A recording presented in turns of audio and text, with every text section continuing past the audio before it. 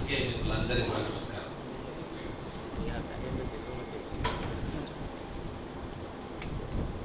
లోక్సభ ఫలితాలు రాగానే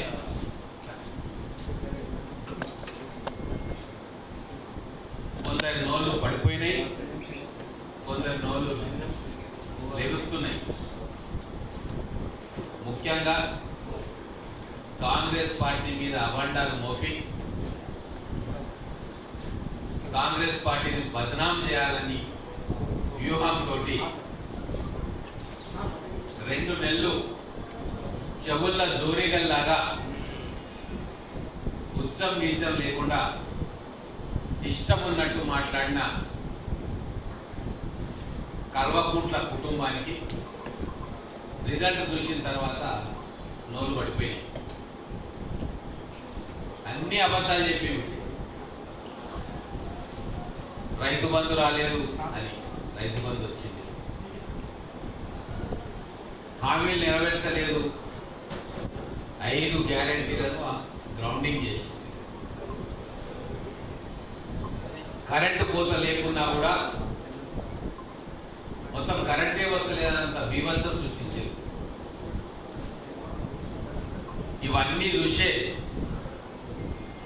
మా గౌరవ ముఖ్యమంత్రి రేవంత్ రెడ్డి గారు ఇదంతా లొల్లేందుకయా, దీన్ని మేము రెఫరెండంగా తీసుకున్నాము, మా కాంగ్రెస్ పార్టీ 4 నెలల పాలన మీద పార్లమెంట్ ఎన్నికలు రిఫరెండం అని చెప్పి ధైర్యంగా ప్రజల మీద నమ్మకంతో చెప్పి ఛాలెంజ్ చేసిండు.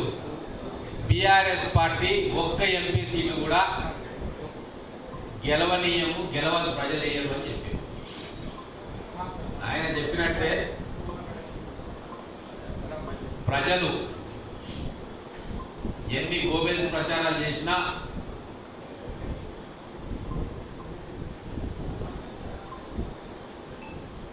కాంగ్రెస్ పార్టీ సంక్షేమ పథకాలను గ్రౌండింగ్ చేసిన విధానాన్ని చూసి మళ్ళీ ఒకసారి తెలంగాణ రాష్ట్రంలో పట్టం కట్టింది.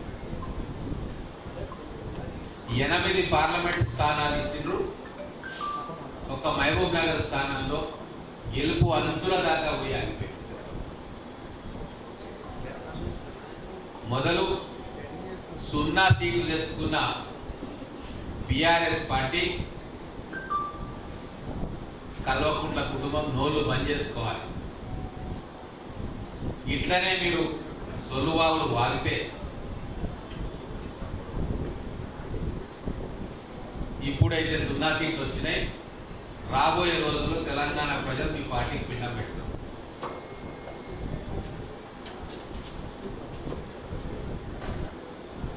ఏ రోజు కూడా మీరు ఒప్పుకోలే, ప్రజలు మాకు వ్యతిరేకంగా తీర్పిచ్చిందన్న విషయాన్ని మీరు ఒప్పుకోలే. తెలంగాణ వాళ్ళు తెలివిలేని వాళ్ళు అన్నారు, ఆంధ్ర ప్రజలకు తెలివి ఉందన్నారు.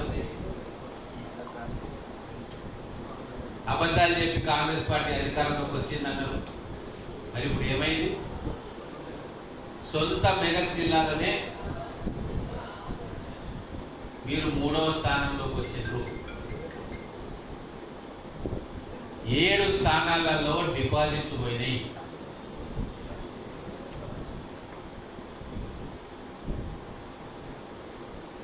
పద్నాలుగు స్థానాలలో 3వ స్థానానికి వచ్చిండ్రు. కేవలం 2 స్థానాల్లో మీరు 2వ స్థానంలో వచ్చారు. మేము మొదలే అనుకున్నట్టుగా 7 స్థానాలలో డిపాజిట్లు పోయినాయి కదా, ఆ మొత్తం 7 స్థానాలలో మీరు గుండు గుత్తగా మీ కార్యకర్తలు బీఆర్ఎస్ పడే ఓట్లను వాళ్ళే స్వయంగా తీసుకుపోయి బీజేపీ ఖాతాలో వేసి, ఎందుకు వేసిండ్రంటే కార్యకర్తలకు అర్థమైపోయింది ఇక ఈ బీఆర్ఎస్ పార్టీ అనేది ఉండదు, ప్రజలు దీన్ని పొందబెడతారు కాబట్టి మేము ట్రాన్స్ఫర్ చేసిన తర్వాత మా రాజకీయ మనుగడ కోసం వేరే పార్టీలో చేరి రాజకీయాలు చేసుకోవచ్చు అని చెప్పి ప్రజలు తిరస్కరించారు. మిమ్మల్ని మీ కార్యకర్తలు తిరస్కరించారు. ఆఖరికి మీ ఎమ్మెల్యేలు కూడా ఫోన్లు చేసి ఓట్లు మీరు బీజేపీకి వేసుకోండి అని చెప్పి దరిద్రమైన పరిస్థితి మీ పార్టీకి వచ్చింది. అదే కాంగ్రెస్ పార్టీ ఇంత ప్రతికూల పరిస్థితుల్లో పార్టీతో కాంగ్రెస్ పార్టీ ఈరోజు బీజేపీతో కొట్లాడలే. బీజేపీ రాముని మొదలుపెట్టి రాముని బొమ్మ దేవుడిని చూపించి మాకు ఓట్లేయమని, బీజేపీ విధానాలను చూసి ఓట్లేయమల్లే, 10 ఏళ్లలో బీజేపీ చేసిన మంచిని చూసి వాళ్ళ కార్యక్రమాలను చూసి ఓట్లు అడగలే. రాముల వారి అక్షింతలను ఇంటింటికి పంచి ఈ అక్షింతలను మొక్కి రాముని చూసి ఓటేయమని. ఇది ప్రజాస్వామ్యంలో దౌర్భాగ్యం. అయినా సరే తెలంగాణ ప్రజలు కాంగ్రెస్ పార్టీకి ఓట్లేసి గెలిపించింది. అలాగే 65 స్థానాల్లో మాకు ఆధిక్యతనిచ్చిన అసెంబ్లీ స్థానాలు. అసెంబ్లీ ఎన్నికల్లో మాకు ఏ సీట్లలో అయితే ఎన్ని సీట్లలో అయితే ఆధిక్యత వచ్చి ఎమ్మెల్యేలు గెలిచిండ్రో దానికంటే ఒక స్థానం ఎక్కువే ఇచ్చింది. బోనస్గా కంటోన్మెంట్ ఎమ్మెల్యే స్థానాన్ని కూడా కాంగ్రెస్ ఖాతాలో వేసింది. అంటే బీఆర్ఎస్ పార్టీ కుట్రలు చేసిన వాళ్ళ ఓటును మొత్తం కూడా వాళ్ళ ఎమ్మెల్యేలే బీజేపీకి ట్రాన్స్ఫర్ చేసిన ఒక అధర్మ ప్రచారానికి, అధర్మ యుద్ధానికి తెరలేపిన బీజేపీ అక్షింతల పేరు మీద, రాములవారి పేరు మీద, రాములవారి ఫోటోను పెట్టి ఓట్లు అడిగినా ఈరోజు తెలంగాణ ప్రజలు రేవంత్ రెడ్డి గారు చేస్తున్న కార్యక్రమాలకు అండగా నిలిచి 8 పార్లమెంట్ స్థానాలు ఇచ్చిండ్రు. ఇంకొక ముఖ్యమైన విషయం ఏంటంటే అసెంబ్లీలో వచ్చిన ఓటు శాతం కంటే పార్లమెంట్ ఎన్నికల్లో కాంగ్రెస్ పార్టీకి వచ్చిన ఓటు శాతం ఎక్కువ. 40.10 ఓటు శాతం ఈరోజు పార్లమెంట్ ఎన్నికల్లో కాంగ్రెస్ పార్టీకి వచ్చింది.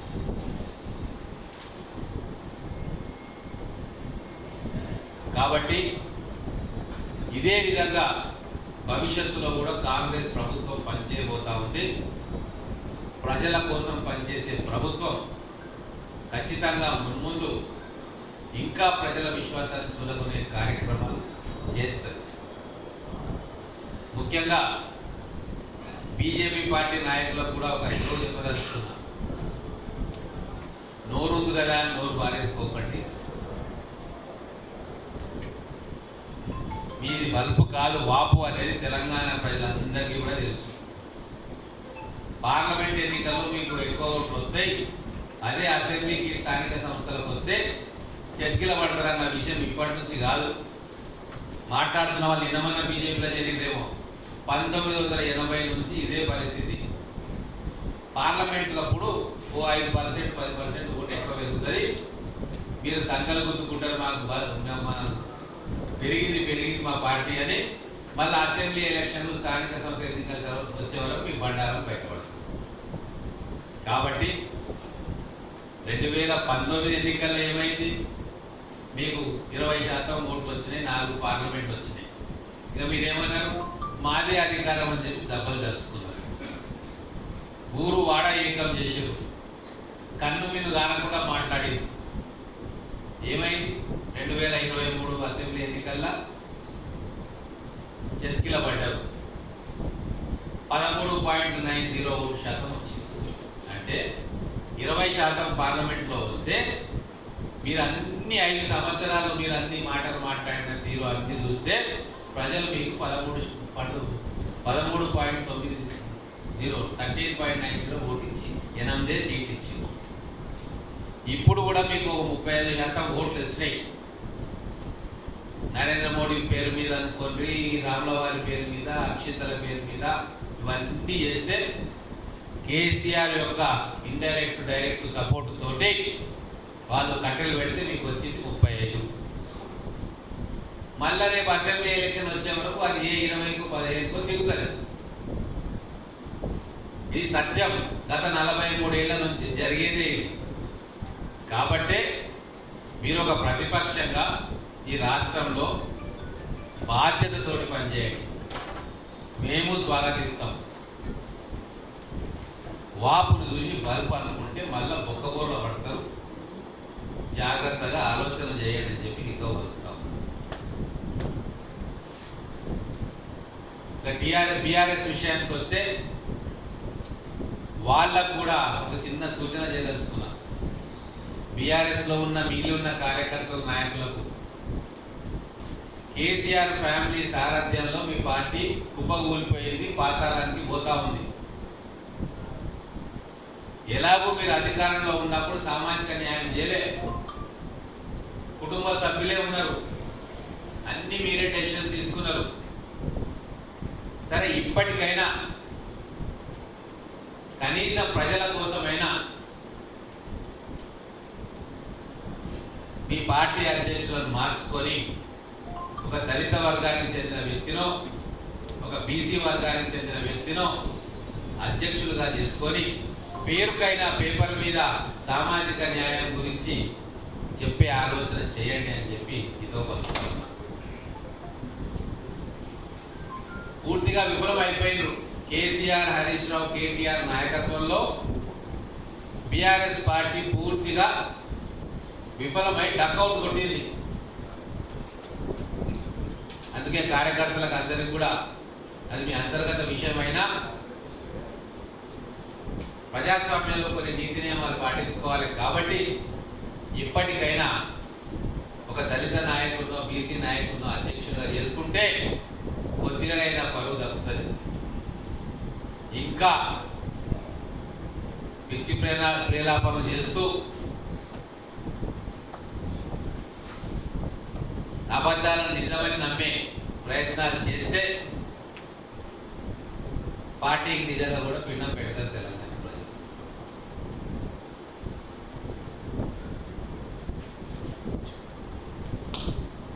అలాగే చివరగా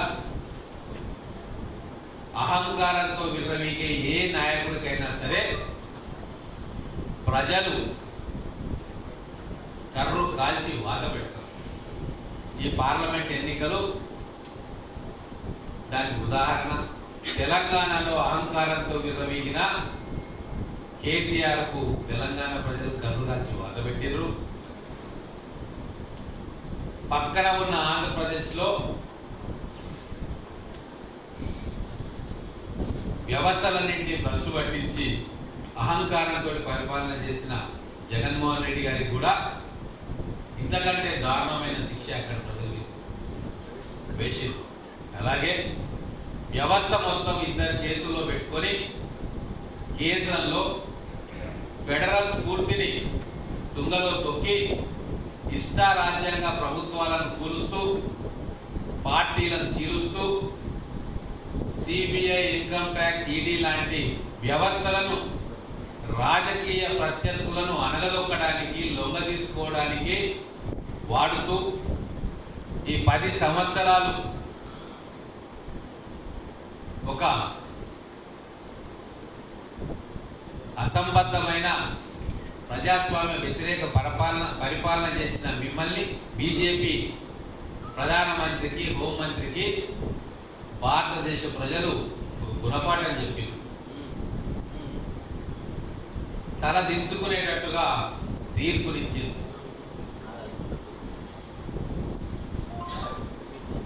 ఒక చరిత్రాత్మకమైన తీర్పు, ప్రజాస్వామ్యాన్ని బతికించే తీర్పు ఈరోజు భారతదేశ ప్రజలందరూ కూడా పార్లమెంట్ ఎలక్షన్స్లో ఇచ్చింది. Thank you.